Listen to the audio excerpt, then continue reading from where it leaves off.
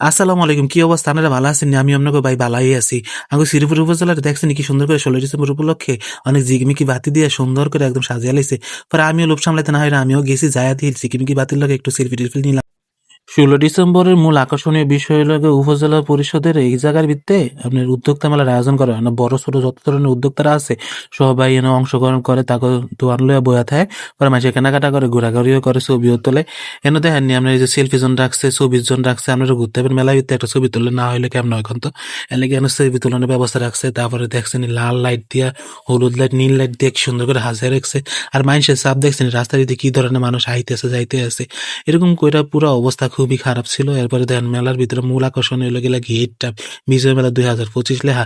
ঢুকেই প্রথমে দেখি যে ছোট ভাইয়ের দোকানটা কি সুন্দর করে আরো কি ক্যালিগ্রাফি গুলা সুন্দর করে আর্ট করতেছে, দেখতে অনেক সুন্দর ছিল। এরপরে কেকের দোকান ছিল, পরে ছোট কারো কাপড়ের দোকান ছিল, বইয়ের দোকান ছিল, আরো অনেক কিছু আছিল।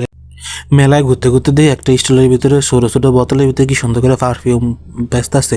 পারফিউম গুলো একদম সুন্দর করে এক জায়গার ভিতরে দাঁড়ায় থেকে আমরা বানিয়ে দেবো, আর গ্যারান হচ্ছে সুন্দর মৌ করে।